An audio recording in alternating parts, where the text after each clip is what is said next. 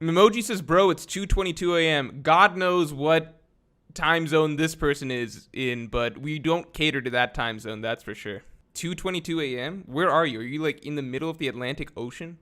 DR says Yamato is born to stay, LMAO. Yeah, okay. Let's all celebrate real quick. Everybody like the stream in celebration of Yamato not joining. That is a small W for the story, I would say. It's not a W for any individual, because for me, I think that the story is much better with her not joining the crew.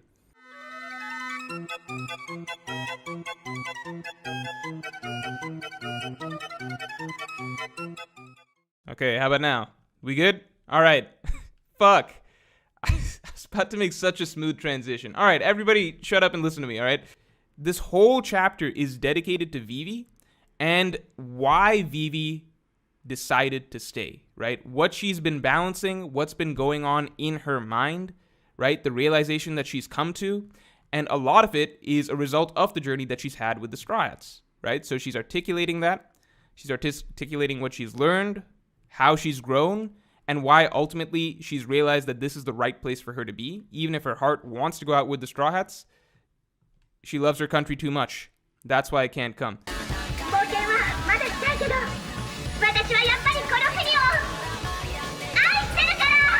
Right? This is what everything leads to, right?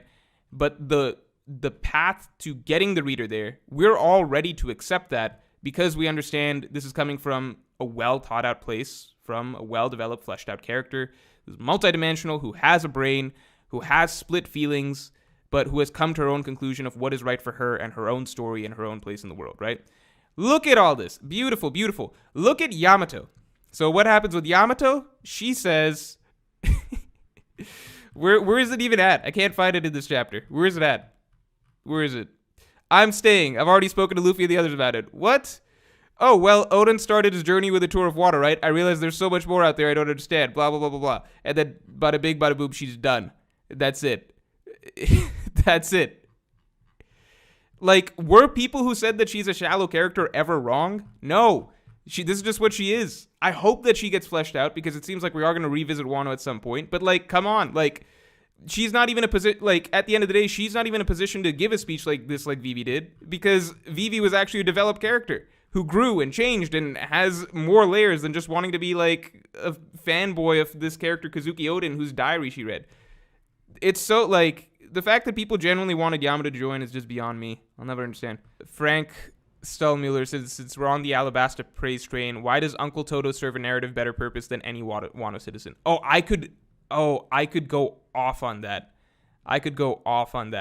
Toto's actually perfect. Like, Toto's the perfect example of less is more.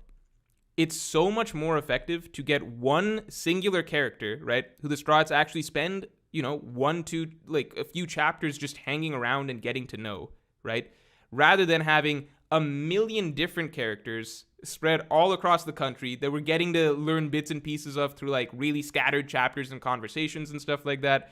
All of them moaning, like, Wano sucks, blah, blah, blah, blah, blah. And then when they're fighting for the general concept of Wano. Whereas Toto is this character that you can actually, like, you've got a nice long segment of the story that's slow and just devoted to the Straw Hats meeting Toto, learning about what Toto was like before, what the city he's trying to save was like, etc. It gives the Straw Hats something very personal, and it even changes Luffy and his mentality over the course of his conversation with Toto, because before that, he's very wasteful and stuff with his water. After that, he, like, is he treats water extremely preciously, and he won't let anybody waste it, and he won't let anybody take the water because it's like the special spring water that Toto gave him. And so when Luffy's finally fighting Crocodile, when Luffy's fighting for the sake of Alabasta, Luffy has, like, a clear image in his mind of the type of people he's trying to save. And so when Crocodile's sending the sandstorm over to Yuba, and when Crocodile's, like, throwing around Luffy's water, Luffy's thinking of Toto, right? And Toto works really, really well to amplify the sense of tragedy as to what happened between Vivi and Koza, because Koza is his son, right? So you got Koza and Toto and Vivi and Cobra, and Vivi still wants to bring back what they once had. Toto still wants to bring back what they once had. Koza's the one who basically has gone off the deep end and believes that there's no other route but violence. I don't know, just a lot of it. You can build a really, really large-scale dramatic conflict for an entire nation without needing to write in 50 different characters, because that's what Alabasta was, in my opinion. Aliato5 says, Mr. Mank, first your hairline is retreating faster than the Green Bull did from Shanks. Now your sound retreats via accidental muting. Hashtag best streamer. Thanks, appreciate it. One Piece fans don't care about like boobs and stuff like that. We care about bounties. And so it's like I wouldn't go that far. I'd say it's a solid 50-50 split. But that's true. Yeah. If you put a poll like Yamato's side bob or Zoro's bounty, I don't know. Maybe I think Zoro would win, but you'd be surprised he gets a run for his money for sure. The thing I'll always say about One Piece is that there's no other series I can imagine spending this much time talking and theorizing about, because there's just so much shit.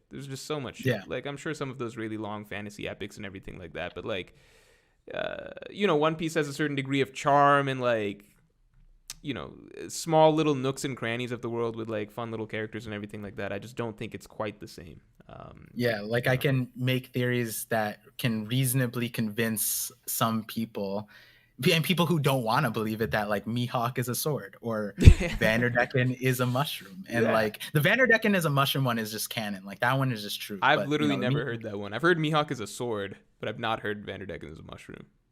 Yeah, Vanderdecken, I mean, I can give you the lowdown real quick, but like Vanderdecken is a fishman, right? Yeah. He's a Japanese bull shark, which is like they call it cat shark. Okay. And with fishmen, it's upper body fish, lower body human, right? But Vanderdecken's lower body is really weird, right? He has 4 legs. Yeah. And so it's like, wait, there was no other fishman that had 4 legs unless they were a merman or mermaid. Hyozo was a octopus merman, so that's why he had multiple tentacles, right? And so we do know that there is crossbreeding. There's lots of hybrid humans in fishmen. We got Chimney, for example, who is like super diluted. Then there's Dellinger, who's fighting fish human to the point where he could like rip out his teeth and then his fishman teeth come out. So there's various variations, but there's not a single human that we've seen with 4 legs. And so what we can gather from the original Vanderdecken, and there's more in the video, but the original Vanderdecken probably wasn't from Fishman Island because he was said to be lured down to Fishman Island for the prophecy of Poseidon. So that already implies that the original Vanderdecken might not have been a fishman. And there's only one race in all of One Piece that has 4 legs. And do you know which one it is? Give me 1 second. One race and one... I don't see how it's going to be mushroom as the correct answer. So we were shown in Mont Dior's book of Big Mom's collection of races as they flipped by. There was one race. It was the Kinoko Bito, which means mushroom man. And so that was the only creature in all of One Piece that had 4 legs. And so you're right. You're actually just right. Okay, you're right. Because that's the only species. So that's the only one okay. Until Oda shows me another one with 4 legs, Vanderdecken's ancestor is a mushroom. That's my take. Okay, the way you said he's a mushroom is what probably throws most people, but I get you now. If it's like an established race in One Piece, I'm behind it. Makes sense. Okay, no, that's actually canon to me too. Vanderdecken is a mushroom.